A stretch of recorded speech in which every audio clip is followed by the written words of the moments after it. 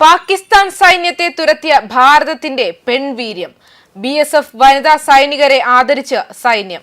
Operation സിന്ധൂറിന്റെ സമയത്ത് ജമ്മു കാശ്മീരിലെ അബ്നൂരിലെ അതിർത്തി മേഖലയിൽ ആക്രമണം നടത്തിയ പാകിസ്ഥാൻ സൈന്യത്തെ തുരത്തിയോടിച്ച് BSFന്റെ വനിതാ സൈനികർ. അബ്നൂർ സെക്ടറിലെ 2 പോസ്റ്റുകളിൽ 3 ദിവസം പോരാട്ടം നയിച്ചത് അസിസ്റ്റന്റ് കമാൻഡർ നേഹ ഭണ്ഡാരിയുടെ നേതൃത്വത്തിലുള്ള സംഘമാണ്.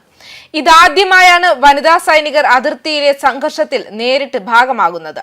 അതിർത്തിയിൽ കാവൽ ജോലിയിൽ ഉണ്ടായിരുന്ന നേഹയുടെ നേതൃത്വത്തിലുള്ള 7 അംഗ വനിതാ സൈനികർ സംഘർഷം വ്യാപിച്ചതോടെ പാക് ആക്രമണത്തെ പ്രതിരോധിക്കാൻ രംഗത്തിറങ്ങുകയായിരുന്നു. BSFന്റെ കനത്ത ആക്രമണത്തിൽ പാക് സൈന്യം പിൻവലിയുകയും ചെയ്തു. നേഹയെ chief of army staff Upendra Dwivedi ആദരിച്ചു. അബ്നൂർ മേഖല രാജ്യാന്തര അതിർത്തിയോട് ചേർന്ന തന്ത്രപ്രധാന പ്രദേശമാണ്. ഓപ്പറേഷൻ സിന്ധുവിന്റെ ഭാഗമായി പാകിസ്ഥാന്റെ 3 പോസ്റ്റുകളാണ് നേഹ ഭണ്ഡാരിയുടെ നേതൃത്വത്തിലാണ് BSF ഇവിടെ തകർത്തത്. രാജ്യാന്തര അതിർത്തിയിലെ സൈനിക പോസ്റ്റിൽ സേവനം ചെയ്യാൻ കഴിഞ്ഞതിൽ സന്തോഷമുണ്ട്. പാകിസ്ഥാന്റെ പോസ്റ്റിൽ നിന്ന് 150 മീറ്റർ മാത്രം അകലെയായിരുന്നു ഇന്ത്യൻ പോസ്റ്റ്. കൈവശമുള്ള എല്ലാ ആയുധങ്ങളും ഉപയോഗിച്ച് ഞങ്ങൾ അവരെ ആക്രമിച്ചു. പോസ്റ്റുകളിൽ നിന്ന് ഓടിപ്പോകാൻ പാകിസ്ഥാൻ സൈനികർ നിർബന്ധിതരായി. പെൺകരുത്ത് വിളിച്ചു പറയുന്ന നേഹയുടെ വാക്കുകളാണിത്. ഉത്തരാഖണ്ഡ് സ്വദേശിയായ നേഹ സൈനിക പശ്ചാത്തലമുള്ള ഒരു പെൺകുട്ടിയാണ്. മുത്തച്ഛൻ സൈനികനായിരുന്നു. മാതാപിതാക്കൾ CRPFിലായിരുന്നു. നേഹ 3 വർഷമായി BSFന്റെ ഭാഗമായിട്ട്. സംഘത്തിലെ മഞ്ജിത് കൗർ, മൽഗിത് കൗർ എന്നിവർ സേനയിലെത്തിയിട്ട് 17 വർഷമായി.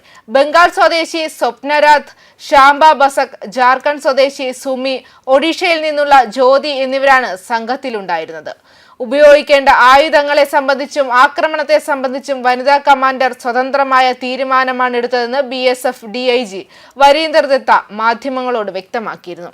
അതുകൂടാതെ മെയ് 29 പ്രശസ്തമായ ട്രൈ സർവീസ് നാഷണൽ ഡിഫൻസ് അക്കാദമിയിൽ നിന്ന് 17 വനിതാ കേഡറ്റുകൾ ബിരുദം നേടിയതോടെ ഇന്ത്യയുടെ സൈനിക ചരിത്രത്തിലെ ഒരു സുപ്രധാന നാഴികക്കല്ല് പിന്നിട്ടു.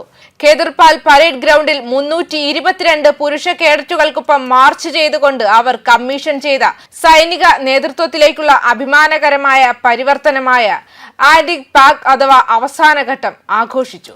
148ാമത് NDA കോഴ്സിന്റെ ഭാഗമായി അക്കാദമിയുടെ ആദ്യത്തെ കോഡ് ക്ലാസിനുള്ള പരിശീലനത്തിന്റെ ഔപചാരിക സമാപനം കുറിക്കുകയും ഇന്ത്യയുടെ സൈന്യത്തിലെ ലിംഗ സംയോജനത്തിന് ഒരു പുതിയ മാനദണ്ഡം സ്ഥാപിക്കുകയും ചെയ്ത സുപ്രധാന പരിപാടിയായിരുന്നു അത്. പാസിംഗ് ഔട്ട് പരേഡിന് നേതൃത്വം നൽകിയ നിലവിലെ മിസോറാം ഗവർണറും മുൻ ആർമി സ്റ്റാഫ് മേധാവിയുമായ ജനറൽ VK സിംഗ് ആയിരുന്നു. അദ്ദേഹം മുൻനിര കേഡറ്റുകളെ അവരുടെ സ്ഥിരോത്സാഹനത്തിനും പ്രതിരോധ ശേഷിക്കും അഭിനന്ദിച്ചു. ഘോഷയാത്രയ്ക്കിടെ ജനറൽ സിംഗ് പറഞ്ഞു, ഈ യുവതികൾ നാരീ ശക്തിയെ പ്രതിനിധീകരിക്കുന്നു. ഇവിടെ അവരുടെ സാന്നിധ്യം സ്ത്രീകളുടെ പുരോഗതിയുടെ പ്രതിനിധാനം മാത്രമല്ല, നമ്മുടെ സൈനിക സേവനങ്ങൾ സ്ത്രീകൾ നയിക്കുന്ന പുരോഗതിയിലേക്കുള്ള ഒരു പ്രധാന ചുവടുവയ്പ്പാണിത്. 3 വർഷത്തെ തീവ്രമായ അക്കാദമിക് സൈനിക പരിശീലനത്തിന്റെ പരിസമാപ്തി NDA ആഘോഷിച്ചപ്പോൾ academy cadet captain Uday Veer Negi ഘോഷയാത്രയ്ക്ക് നേതൃത്വം നൽകി. ആകെ 339 കേഡറ്റുകൾ ബിരുദം നേടി. 84 കമ്പ്യൂട്ടർ സയൻസ്, 85 ആർട്സ് സ്ട്രീമിൽ നിന്ന്, 59 സയൻസ് സ്ട്രീമിൽ നിന്ന് ഓരോരുത്തരും ജവഹർലാൽ നെഹ്റു സർവകലാശാലയിൽ നിന്നും ബിരുദം നേടി. കൂടാതെ നാവികസേനയിലും വ്യോമസേനയിലും നിന്നുള്ള BTech പ്രോഗ്രാമിൽ നിലവിൽ ചേർന്നിട്ടുള്ള 111 വനിതകൾക്ക് അവരുടെ 3 വർഷത്തെ കോഴ്സുകളുടെ പൂർത്തീകരണ സർട്ടിഫിക്കറ്റുകൾ ലഭിച്ചു. ഇന്ത്യൻ നാവിക അക്കാദമിയിലും വ്യോമസേന അക്കാദമിയിലും അവസാന വർഷ പഠനത്തിന് ശേഷം ഈ കേഡറ്റുകൾക്ക് അവസാന ബിരുദം ലഭിക്കും. 2021 സുപ്രീം കോടതി വിധിയിലൂടെയാണ് സ്ത്രീകൾക്ക് അക്കാദമിയിൽ പങ്കെടുക്കാൻ തുല്യ അവസരങ്ങൾ അനുവദിച്ചുകൊണ്ട് NDAയിൽ സ്ത്രീകളെ ഉൾപ്പെടുത്താൻ സാധിച്ചത്.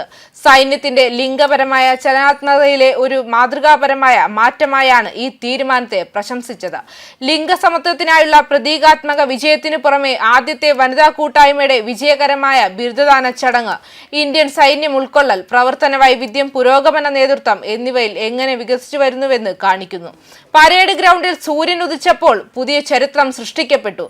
ഏകോപിതമായ കാൽപ്പാടുകളുടെ ശബ്ദങ്ങൾ ക്യാമ്പസിൽ ഉടനീളം പ്രതിധ്വനിച്ചു. ആദരിച്ചു. ഇന്ത്യൻ ആർമി, നാവികസേന, വ്യോമസേന എന്നിവയുടെ കമ്മീഷൻ ഓഫീസർമാരായി അവരുടെ വ്യത്യസ്ത സൈനിക അക്കാദമികൾ സത്യപ്രതിജ്ഞ ചെയ്യാൻ തയ്യാറെടുക്കുമ്പോൾ പുരുഷ വനിതാ കേഡറ്റുകൾ അവരുടെ അടുത്ത പരിശീലന ഘട്ടത്തിലേക്ക് മുന്നേറുന്നു. ഈ ധീരമായ നീക്കത്തിലൂടെ നാഷണൽ ഡിഫൻസ് അക്കാദമി യഥാർത്ഥത്തിൽ മികവ് മാത്രമാണ് മാനദണ്ഡമെന്നും ലിംഗഭേദം ഇനിയൊരു തടസ്സമല്ലാതാകുന്നു എന്നും ഒരു പുതിയ യുഗത്തിലേക്ക് പ്രവേശിച്ചുമെന്നുമാണ് വ്യക്തമാകുന്നത്. ന്യൂസ് ഡെസ്ക് കർമ്മ ന്യൂസ്.